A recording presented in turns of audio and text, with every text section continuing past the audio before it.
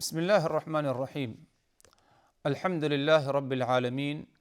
والصلاة والسلام علی رسولہ الکریم اما بعد۔ اللہ تبارک و تعالیٰ پر حمد و ثنا اور اس کے نبی کریم صلی اللہ علیہ وسلم پر بے شمار بے حد بے عدد درود و سلام کے بعد، محترم ناظرین، شرح احادیث احکام کے اس سلسلے وار پروگرام میں ہم آپ کی خدمت میں حاضر ہیں۔ السلام علیکم ورحمۃ اللہ وبرکاتہ۔ ناظرین کرام، طہارت کے مسائل میں سے ایک مسئلہ موضع پر مسح کرنا۔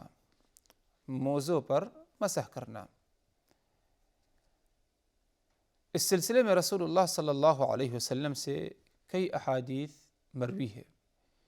کہ وضو کے وقت آپ صلی اللہ علیہ وسلم اگر جراب پہنے ہوئے ہیں تو آپ اسے نکالنے کے بجائے آپ اس پر مسح کیا کرتے تھے۔ آپ صلی اللہ علیہ وسلم سے اس سلسلے میں کئی احادیث مروی ہیں۔ ہاں، یہ بات الگ ہے کہ وضو کرتے وقت موضوع پر مسح کرنا، اس کی کچھ شرطیں پائی جاتی ہیں، جیسے کہ بات انشاءاللہ آگے آنے والی ہے۔ اس سلسلے میں ایک حدیث آپ حضرات کے سامنے پڑھی جائے اور اس کا مفہوم بیان کر دیا جاتا ہے، اور اسی حدیث کی تشریح انشاءاللہ آج کی اس ملاقات میں ہوگی۔ عن المغیرہ ابن شعبۃ رضی اللہ عنہ قال كنت مع النبي صلی اللہ علیہ وسلم في سفر فأهويت لأنزع خفيه فقال دعهما فإني أدخلتهما طاهرتين فمسح عليهما۔ یہ حدیث صحیح بخاری صحیح مسلم کی ہے۔ حدیث کے راوی حضرت مغیرہ ابن شعبہ رضی اللہ عنہ ہیں۔ فرماتے ہیں کنت مع النبی صلی اللہ علیہ وسلم فی سفر، میں نبی پاک صلی اللہ علیہ وسلم کے ساتھ سفر میں تھا۔ اور سفر سے مراد، جیسے کہ دیگر دوسری روایات میں آیا ہے، ادھر وہ سفر جو غزوہ تبوک کا سفر تھا، یعنی غزوہ تبوک کے موقع پر حضرت مغیرہ ابن شعبہ رضی اللہ عنہ رسول اللہ صلی اللہ علیہ وسلم کے ساتھ تھے، اور یہ غزوہ تبوک ہجرت کے 9ویں سال پیش آئی تھی۔ اور یہ قصہ اگر دیکھا جائے، جو آگے حضرت مغیرہ ابن شعبہ رسول اللہ صلی اللہ علیہ وسلم کے ساتھ جو معاملہ پیش آیا ان کا، اس کے بارے میں بتا رہے ہیں۔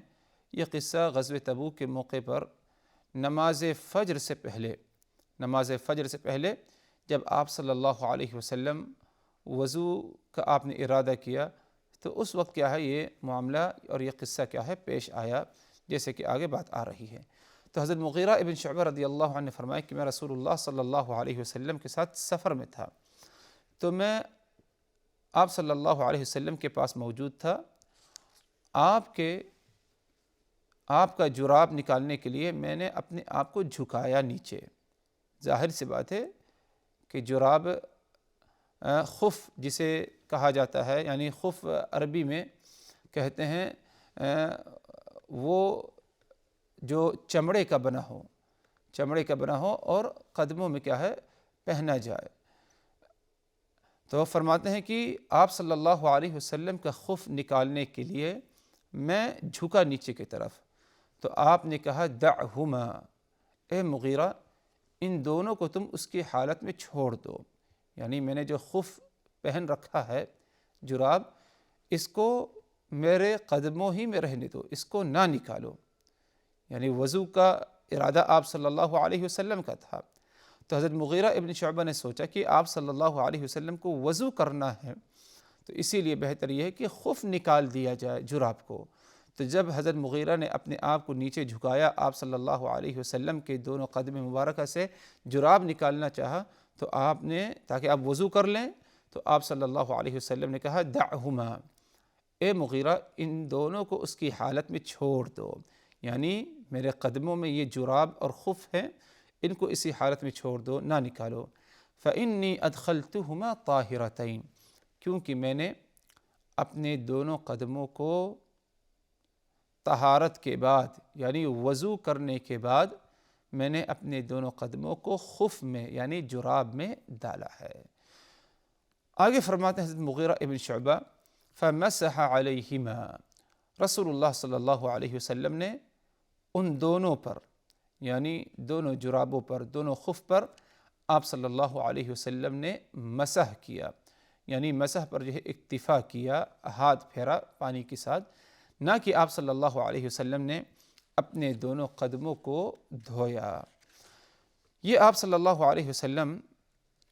کے فرمان کا ایک عام مفہوم ہے۔ اگر غور کیا جائے حضرات تو اس حدیث سے کئی مسائل ہمیں معلوم ہو رہے ہیں، حاصل ہو رہے ہیں۔ نمبر 1 کہ وضو کرتے وقت اگر دونوں قدموں میں جراب یا موزہ ہے، کپڑے ہی کا کیوں نہ ہو، اگر پاؤں کو ڈھانکا ہوا ہے، ڈھک گیا ہے اس سے، تو اجازت ہے کہ اس پر کیا ہے، مسح کیا جائے۔ اگر دونوں قدموں میں جراب ہے اور وضو کرنا پڑے تو وضو کرتے وقت لازم نہیں کہ جرابوں کو نکالا جائے، بلکہ اسی پر کیا ہے، مسح کر لیا جائے دھونے کے بدلے دونوں قدموں کو۔ اور یہ حکم اگر دیکھا جائے حضرات، قرآن مجید، نبی پاک صلی اللہ علیہ وسلم کی سنت اور اجماع امت سے ثابت ہے۔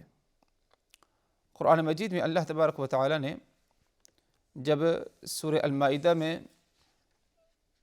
آیت وضو میں فرمایا وَامْسَحُوا بِرُؤُوسِكُمْ وَأَرْجُلَكُمْ إِلَى الْكَعْبَيْنِ، کہ تم اپنے سر پر مسح کرو، وَأَرْجُلَكُمْ إِلَى الْكَعْبَيْنِ، ارجلکم کے لام پر زبر، وَأَرْجُلَكُمْ إِلَى الْكَعْبَيْنِ، کہ اپنے دونوں پاؤں کو اپنے ٹخنوں سمیت کیا ہے، دھو لیا کرو۔ اس آیت کی ایک دوسری قراءت وہ اس طرح ہے وَأَرْجُلِكُمْ، وَأَرْجُلِكُمْ، یعنی وَامْسَحُوا بِرُؤُوسِكُمْ، برؤوسکم کے سین کے نیچے زیر، اور وَأَرْجُلِكُمْ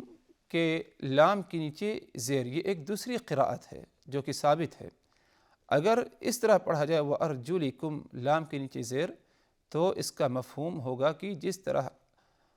سر پر مسح کرنا ہے ویسے ہی اپنے دونوں پاؤں پر بھی کیا ہے، مسح کر لو۔ یہ ایک قراءت ہے۔ تو اگر اس قراءت پر غور کیا جائے تو اس سے یہ بات ثابت ہو رہی ہے کہ پاؤں پر مسح کرنا شریعت میں اس کی کیا ہے، اجازت یا مشروعیت ہے۔ نبی پاک صلی اللہ علیہ وسلم کی سنت سے مزید اس مسئلے کی جو ہے وضاحت ہوتی ہے کہ آپ صلی اللہ علیہ وسلم سے یہ بات متواتر ہے، یعنی تواتر کے درجے پر ہے کہ آپ نے سفر اور حضر میں، یعنی سفر کی حالت میں اور قیام کی حالت میں بھی آپ صلی اللہ علیہ وسلم سے ثابت ہے کہ آپ نے اپنے دونوں قدموں پر جراب پہنے ہوئے تھے، آپ نے کیا ہے، اس پر مسح کیا ہے۔ اور یہ چیز سفر، حضر اور اسی طرح آپ کے قول اور فعل سے بھی ثابت ہے، آپ کے قول اور فعل سے ثابت ہے۔ تو گویا کہ متواتر ہے، آپ صلی اللہ علیہ وسلم سے یہ چیز ثابت ہے، متواتر ثابت ہے کہ پاؤں پر مسح کرنا جراب کے اوپر سے اس کی کیا ہے، مشروعیت ہے۔ اور اسی لیے اہل علم کا ہمیشہ اس پر اجماع رہا کہ جراب پر مسح کرنا، موزے پر مسح کرنا اس کی مشروعیت ہے۔ ہاں یہ بات الگ ہے کہ گمراہ فرقوں نے اس میں اختلاف کیا، لیکن ان کا اختلاف اجماع امت پر کیا ہے، اس کا کوئی اثر نہیں، کیونکہ ایسے فرقے جسے کہا جائے کہ ان کا کوئی اعتبار کیا ہے اجماع امت کے ساتھ جو ہے نہیں ہوتا،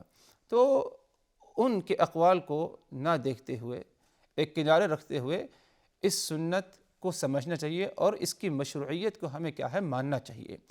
کہ دونوں قدموں پر اگر جو ہے جراب ہے اور وضو کرنا ہو تو اس پر مسح کرنے کی کیا ہے، شریعت میں گنجائش اور اجازت کیا ہے، پائی جاتی ہے۔ ہاں یہ بات الگ ہے ادھر ایک مسئلہ یہ ہے کہ کیا ضرورت ہو، مجبوری ہو تبھی قدموں پر مسح کیا جائے یعنی موزوں پر، یا کہ بغیر ضرورت بھی کیا جا سکتا ہے؟ یا یوں سمجھیے کہ اگر موزہ کسی نے پہن لیا ہے، جراب پہن لیا ہے، تو کیا اگر جراب نکالنا مشکل ہو، زیادہ موسم ٹھنڈا ہو یا کوئی اور معاملہ ہو کہ نکالنا مشکل ہے، کیا مشکل وقت میں حاجت ضرورت کے وقت پر صرف مسح کیا جائے، یا کہ اگر موزہ جراب نکالنا اوپر سے مسح کرنا پھر دھو لینا یہ آسان ہو تو ایسی حالت میں جراب نکال دیا جائے؟ اگر دیکھا جائے تو بلا ضرورت یعنی بغیر کسی حاجت کے اگر موزہ نکالنا مشکل نہ ہو تب بھی اگر موزہ پہنے کوئی وضو کرے تو اس پر مسح کر سکتا ہے، اس میں کوئی مذاکرہ، کوئی حرج نہیں۔ اور اس پر بھی کیا ہے، جیسے کہ امام نووی رحمہ اللہ اور دیگر اہل علم کیا ہے اس پر اجماع نقل کرتے ہیں کہ بلا ضرورت بھی یعنی بغیر کسی حاجت کے بھی اگر کوئی اپنے موضوع پر مسح کرنا چاہے تو وضو کے وقت تو اس میں کوئی مساکہ، کوئی حرج نہیں، شریعت کی طرف سے اس کی کیا ہے اجازت ملتی ہے۔ ایک بیمار شخص، مریض شخص اور اس نے اپنے دونوں پاؤں پر جو ہے جراب پہنا ہوا ہے اور موسم سرد ٹھنڈ کا موسم ہے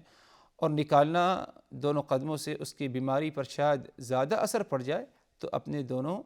ایک مجبوری ہے اس کے ساتھ، موزہ نہیں نکال سکتا تو موزہ پہنے رہے، وضو کرنا ہے تو اسی موزے پر کیا ہے مسح کر لے۔ لیکن ایک عام شخص کہ اگر موزہ نکالنا چاہے تو کوئی دشواری، کوئی پریشانی اس کے لیے نہیں، اگر ایسا شخص بھی موزہ پہنے رہے اور اس پر مسح کرنا چاہتا ہے وضو کرتے وقت موزوں پر، جراب پر، انشاءاللہ اس میں بھی کوئی مساکہ، کوئی حرج نہیں ہے۔ اہل علم اس حدیث کو لے کر اور دیگر دوسری رسول اللہ صلی اللہ علیہ وسلم سے جو احادیث مروی ہیں موضوع پر مسح کرنے سے متعلق، اہل علم کا یہ کہنا ہے کہ مستحب ہے، افضل عمل ہے، سنت یہ ہے کہ موضوع پر مسح کیا جائے تاکہ اہل بدعت کی مخالفت ہو، گمراہ فرقے جنہوں نے نبی پاک صلی اللہ علیہ وسلم یا شریعت کی اس تعلیم کا انکار کیا، ان کی جو ہے مخالفت ہو، اور اسی طرح سنت کو باقی رکھا جائے۔ یعنی بعض سنتیں ایسی ہوتی ہیں اور مستحب اعمال کہ لوگ اس سے غافل ہو جاتے ہیں، اور یہاں تک کہ کبھی اگر کوئی اس پر عمل کرے تو لوگوں کو بہت ہی عجیب محسوس ہوتا ہے کہ یہ کوئی کون سا نیا عمل لے آیا انہوں نے۔ تو اسی لیے موضوع پر مسح کا سلسلہ باقی رہنا چاہیے مسلمانوں کے درمیان وضو کرتے وقت، تاکہ یہ سنت نبی پاک صلی اللہ علیہ وسلم کی جو ہے باقی رہے۔ اس سلسلے میں اگر دیکھا جائے اس موضوع پر مسح کرنا اسی وقت کیا جا سکتا ہے جب شرطیں پائی جائیں۔ سب سے اہم شرط جو بیان کی جاتی ہے اور جو کہ اس حدیث میں خود آپ صلی اللہ علیہ وسلم نے بیان کی، وہ یہ فَإِنِّي أَدْخَلْتُهُمَا طَاهِرَتَيْن، میں نے ان دونوں جراب کو، خف کو اس وقت پہنا جب میں نے طہارت اختیار کی تھی، یعنی وضو کرنے کے بعد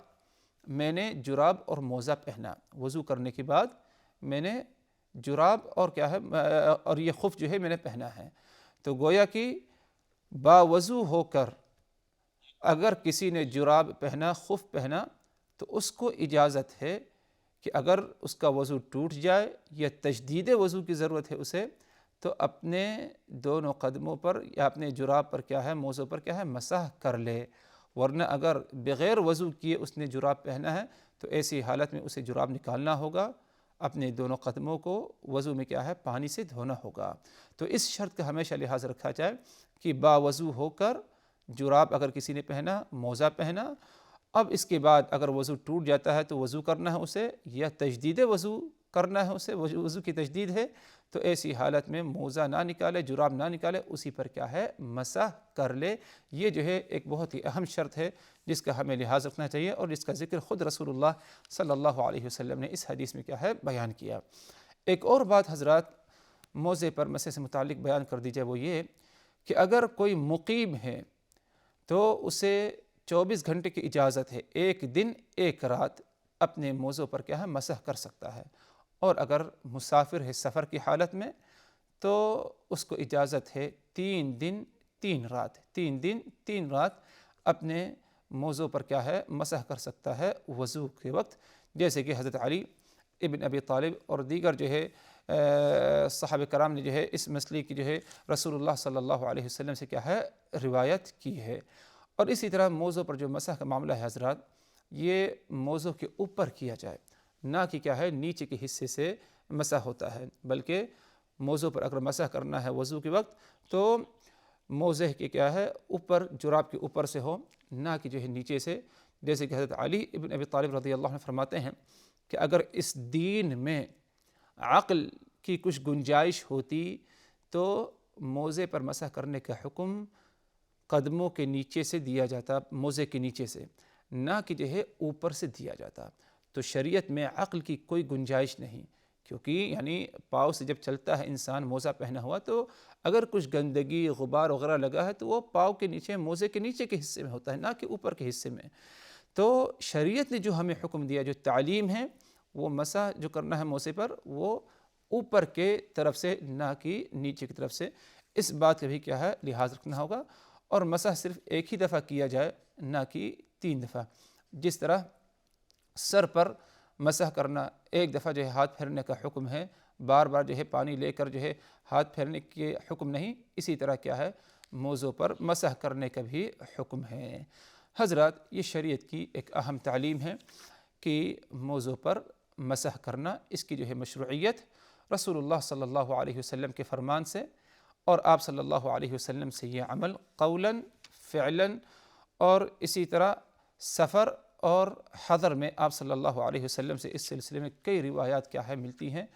اس کا انکار کرنا، اس کی جو ہے کوئی گنجائش کیا ہے نہیں پائی جاتی شریعت میں۔ یقیناً کیا ہے شریعت کیا ہے آسان شریعت ہے،